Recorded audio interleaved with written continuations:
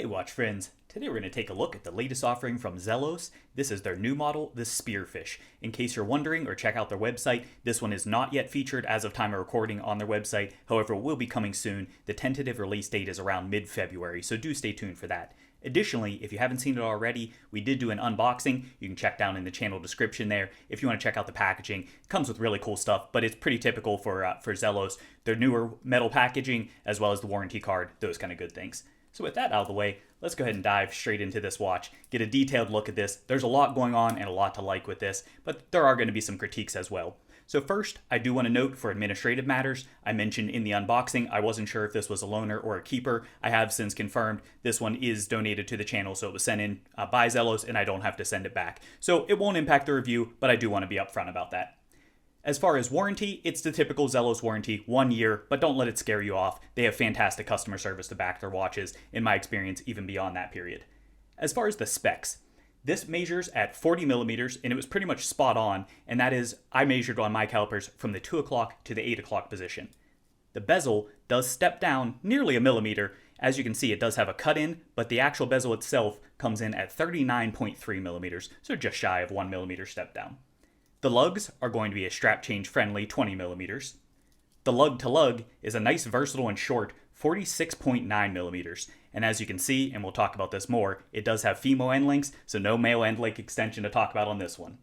The thickness, including the sapphire crystal, on my calipers is coming a little higher than spec at 11.9 millimeters, so still plenty svelte overall. But again, I believe they measure without the crystal. I think they had 11.5, so I get a little taller.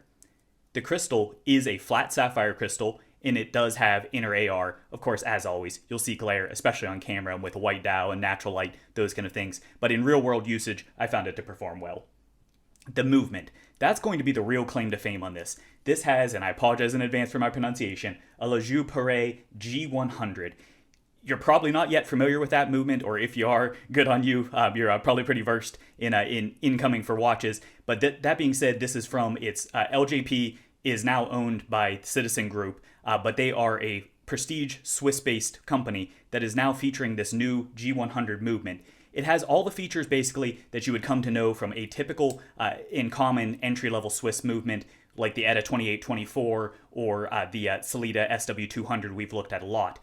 So it's still going to have your higher beat movement, 28,800 beats per hour there. It still has hacking, hand winding, all those good things. But the real claim to fame, 68-hour power reserve. That compares against like the Sellita. I believe that has a 38-hour stated power reserve. So you're talking, especially on this price point, and I'll just jump right into that. This is starting at $649. So you're right in the same price point that you'd expect for a Sellita or an ETA, but bumping that up to a 68-hour power reserve. That's fantastic, and I've found there's a lot to like with this movement that I'll talk about one knock later on as well. So that part's really exciting there, and I believe this is the first watch to actually feature it. I know there are others in the works, but this is the first that I'm aware of. For water resistance, you can see down on the dial, 200 meters or 20 atmospheres. Size to my 6.5-inch wrist, this one on bracelet is coming in at 145.5 grams, so what I would call the middleweight category, wears nicely, well balanced. Alright, with all that out of the way, let's look to see what options you have available.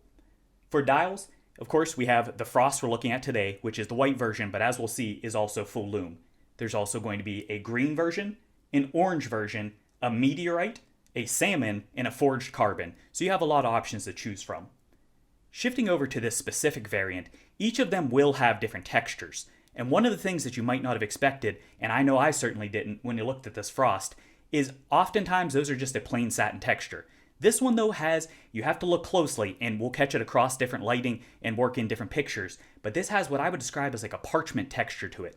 What it has is a linear guilloche, so it's almost like a true sunburst texture built in, but in a guilloche layout.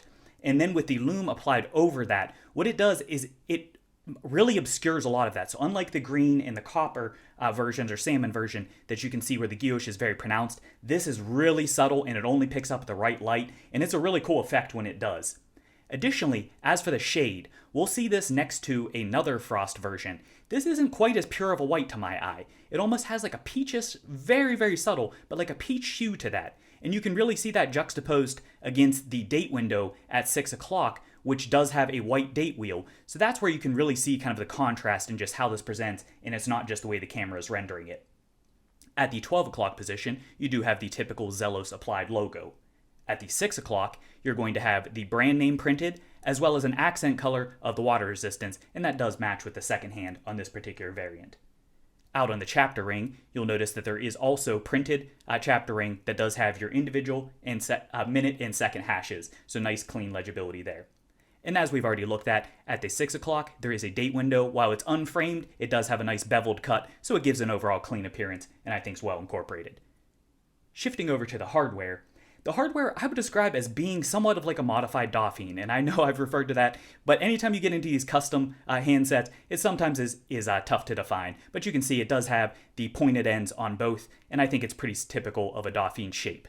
It does have the flat portion in the middle, but one of the things that's really cool is they did a nod, since this has kind of the pedigree of the Swordfish, though we'll talk about that further because there are some other comparisons. They carried forward that cathedral type handset on the minute hand as well, which I think was a great nod and touch, and I think it's well incorporated. The finish on this particular variant is going to be polished, but additionally it is a gunmetal finish. So that's not just your camera picking up, or the camera rather picking up the glare or reflection there. That is in fact a gunmetal coloration to my eye. As we already talked about, the second hand is an orange accent second hand that does match with the dial text. The markers, as we go around there, they're really attractive. And this is something that's a big departure from the Swordfish, which historically has had almost exclusively a sandwich style configuration. This does have applied markers all the way around. You'll notice that they do have aggressive and very nicely applied facets all the way around, and they are going to be a trapezoidal shape. And of course, the size does vary, primarily with your double at the 12, your 3, and your 9 with being a single but longer, and then your 6 o'clock with a shorter for the date window, and then the rest of them just being a standard size. But very nice touch there, and I like that. It's going to split opinions overall, especially if you're a Swordfish purist, but this isn't a Swordfish, it's a new model just inspired by the Swordfish. As for the Loom, this particular variant, as we've already talked about, is a full Loom configuration. However, I will say this presents differently than the other full Loom Zelos that I've looked at, and that's primarily owing to that texture that we talked about. As you can see here, it does have C3 applied to the markers and primary for the handset and the bezel, but it does also have BGW9 for the dial as well as the second hand. But you see that pattern come through, especially as we hit it with a UV light. You can really see that kind of start to pop through. It endures well and it performs well. I will say though, it's not as much of a backlight as some of the other full Loom versions are, and I kind of like that. As for the bezel, there are going to be two configurations of this bezel available. There's the one we're looking at today, which is a 12-hour bezel, and there's also a dive version that you've seen in the other colorways. So that's going to be a traditional dive configuration. The configuration for movement, this is going to be bidirectional, and let's go ahead and watch that movement. You can hear very soft there as far as the overall configuration, and Max is weighing in on that in the background, so apologies there. But this bidirectional, I will say, they did note up front, because of the bearing system for this, it is definitely softer than a dive watch. However, it does stay put just fine. You can see if I put some actual tension to it, certainly it'll click out of place. But if you're just using this in normal usage, no slippage, it stays fine. So functionally, it's solid. Just know it's not going to be as satisfying of a click and feel as you'd expect on the dive version. And the dive version will have that unidirectional 120 click and a stiffer overall action, and more satisfying there. The insert on this is a ceramic insert, and you can see it does have Loom applied all the way around, and again, 12-hour configuration. As to the side, this has what I would call a thick coin edge bezel for that, with a milled undercut, which I think makes for a nice grip as well as a different appearance there. So that's a good touch as well. As far as the case on this, and this is true for the entirety of the watch, is going to be coated. So you're going to get, instead of stainless steel, which this is 316L stainless steel all the way around, instead of the stainless steel scratch resistance there, this actually will have 1200 Vickers of scratch resistance, which is excellent and something I always welcome. So great touch there. As far as the finishing, you might have noticed this does have vertical brushing on the side. I know some people prefer horizontal. I've got to say, I don't mind the light play, and I think it works well for this. Additionally though, it does have very generous application of polishing, and you can see a chamfer at the top as well as the bottom, and other accent touches. I don't think it's over applied. It still keeps that tool look to this, but it's a very cleanly done which I think is common of most Zelos, but this does have more of it, and I will go as far as to say I think it is a little cleaner and a little nicer, so that's a good touch there as well. Shifting over, so first, I neglected to say there, this, as you can see, is a very thin mid case, so I think that's a nice touch. It is slimmed down with the chamfers, looks great, and it does have downturn for the lugs. The actual lug cut, you can see, in typical fashion, does have facets on the inside there, so it's nice beveled chamfer cuts, and it does have radial brushing across the top of the lug, which I think really brings the look together. The overall case, I would describe, unlike the Swordfish, which is truly angular, this one I think is kind of soft angles, which I realize might sound oxymoronical, but as you can see, the edges are broken and it incorporates roundness into what is otherwise angles. So it's a unique effect, and I think it works well for the overall design and what they were going for. Looking over on the lug side, you can see that this has integrated crown guards that are very much reminiscent of the Swordfish, and again, does incorporate a more generous application of polishing over there as well. As for the crown measures in at 6.4 millimeters, so nice easy to grip there. And speaking of easy to grip, as you can see, it does have nice broad milling that I think is in keeping with the bezel edge as well, so I think that was well chosen. The crown is a screw down configuration, as I'm sure you'd expect. Additionally, it is signed, though this one does not have loom applied like some of the other versions. Shifting over to the case back. The case back is a screw down construction. The finishing is going to be radial brushing all the way around. Additionally, in the middle, of course you can't miss, it has an exhibition case back, and it showcases what is, in this case, an absolutely gorgeous movement. I really like the look of this G100, especially for its price point. I think it's very attractive. It features a tungsten rotor, which I think gives nice coloration. Additionally, it has Geneva striping all the way around, so that's a nice touch as well. Overall, across the board, I think, again, especially at the price point, I think it's a nice movement choice, and I'm very pleased with that. Shifting over to the bracelet. The bracelet comes standard at, of course, the 20 millimeters at the top. It does taper down to 18 millimeters at the clasp.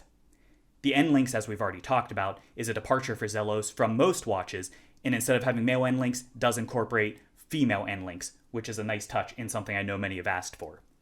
There is a generous application of both brushing and polishing. You notice the facets at the top of the links, all the way around to the edges, the chamfers, etc., does have nice polish incorporated through there, and I think it really helps to add to light play and break things up, though the brush portions do pick up the light very well also, so I think that's great looking. The links are going to be held in with screws, so nice easy bracelet adjustments there, and I will have a link to a screwdriver, a nice quality screwdriver from Weira in the description if you want to check that out. The back of the bracelet, you'll have quick release spring bars, so if you want to change the bracelet out to put a strap on, all you have to do is just pinch a hold of that, and it's nice and easy to swap that out. As for the clasp is pretty familiar, I'm sure, to many of you at this point. It is the typical Zelos toolless micro adjust. It's a Christopher Ward style. It has brushing all the way across, though on the outer edges, it does continue with that polishing to match up with the bracelet. It's a traditional double pusher construction. It is fully milled on the interior of the clasp. It is signed on the exterior, nice soft, no sharp edges or anything there. And additionally, and most importantly, it does have that quick adjust feature. All you have to do, push that in, slide it out, and you can get a full link and a quarter, link and a half of additional extension there on the fly, and that just ratchets right back in for easy adjustment. So great touch there. All right, so now that we have a better feel for the watch itself, let's go ahead and bring in some comps for different reasons. First, I wanted to pull this in. We've talked about the Swordfish. Just to give a visual, this is the Swordfish 40 as to how these two stack up, what they look like next to each other as far as sizing. I'm actually going to do a separate video that will go into detail on this one as far as the actual differences and similarities between the two. But as you can see, there's a lot of differences, but some similarities as well.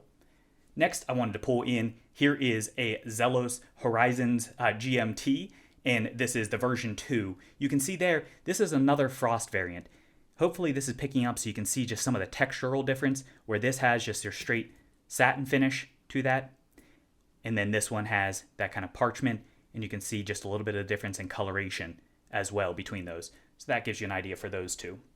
And then finally, here's just a Zelos Mako to compare that as far as the sizing as well. I know this is one that received requests for. As you can see, I think they stack up very well. If anything, I think this actually presents just maybe a hair larger overall, though they're both coming in at the 40mm specs. One other comparison I did want to make, one of the comments that I know people make is about the clasp being too thick. While certainly I would love to have the Toolless Micro and still have a thinner clasp, here is on a Reverie diver.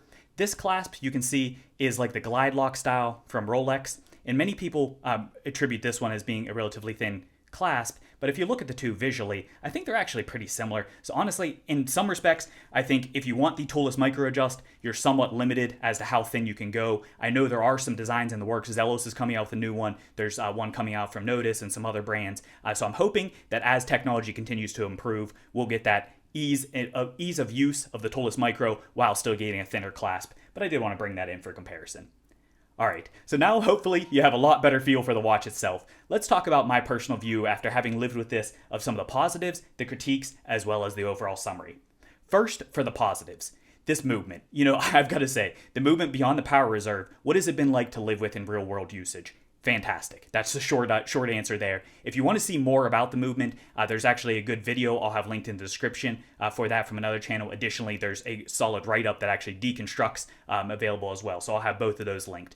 The 68-hour power reserve, I haven't tested that because I didn't want to extend this out too much. I have used it for longer than that. However, I didn't want to just sit it and let it die. I kept this on wrist throughout that. That being said, I've worn this mostly around the house. You saw the initial in the unboxing where I did some winds to get it started, but that's all I did for it. And this actually never stopped, despite the fact that I only wore it around the house without a lot of movement. It still kept ticking. Very impressive there, because I know it never reached full wind, but it still kept going. I've never had that before. That's great. Comfort is just fantastic. It's nice weight, good articulation, all the way around. Nothing to complain about there. Think very well done. Love the hardened coating. That's excellent. Should keep it looking new longer. Very welcome. The finishing across the board I've already talked about. I think it's excellent. I think it's well done, especially at the price point. Fimo end links. I know that will make many people happy, so that's a nice touch there. And I think it's one of the better incorporated Fimo end links aesthetically as well. So that's excellent. And then finally, going back to what this actually is supposed to be. To me, I think instead of just thinking of this like a swordfish, I think this has a nice nod to the swordfish, but I really think it stands alone. To me, I look at this as an independent watch design, and with that respect, I think it's well done. Alright, shifting over to some of the critiques. We already talked about the bezel action. Certainly, it would have been nice, just like the GMT, if this could have been a little stiffer. Let's go ahead and pull that GMT back. You can hear that. Nice bearing click, whereas this, very soft. So I would have personally liked that to be a little more stout, but can't really complain too much. The date wheel on this particular variant, already talked about the white. I would have probably preferred an off-white to match with this a little bit better just because it isn't a pure white, and I think it does showcase that a little more.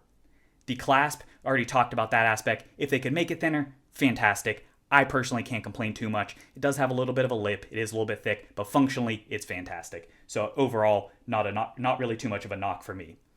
I personally, if you've ever seen the Frost versions that had the blue secondhand in accent color, I prefer those. That's just a personal preference item. This orange, I think, looks nice overall. I'm just partial to the light blue. Similarly, instead of having the C3, the black Loom like on the Frost Mako, the first Frost Mako V3, I like that configuration a lot. I own that watch myself, though I did honestly sell that one, so that probably says something overall, but I just have way too many watches and had, at the time, I think 12 different Makos around. But that being said, that's just a preference item for me, so not really too much of a critique there.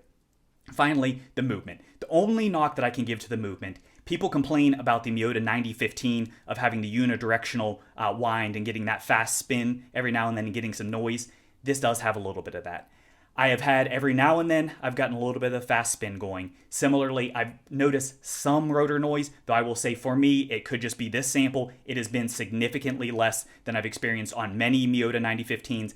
I've never been really bothered by those, but if you are someone who's bothered, this may or may not bother you. I think it's a better movement as far as that aspect in general, but that being said, it is something to be aware of. Alright, so that's everything that I had for critiques. Really nothing too minor and mostly just nitpicks or preference-based items and things to be aware of. So where does that leave us for the summary? At the end of the day, Zelos is never afraid to try new things. And in this case, incorporation of that G100 is just such that, as well as the overall design. And I think it's very well done and executed I expect to see more of this G100 popping up. From what I've seen so far, I've been really impressed, and I would happily replace my ETA 2824s and Sellita SW200s with this G100, despite the fact that it does have that unidirectional rotor, though that would be nice to have bidirectional. The movement has been impressive. The value, I think, is solid for it overall, and the finishing, especially at this price point, I think is well done. So I hope this video has helped to give you a better feel for what you can expect from this watch. If you did like this, please do hit that like button. Additionally, if you haven't done so already, please do smash that subscribe button. Greatly helps the channel. It's tremendously appreciated. Thanks for watching.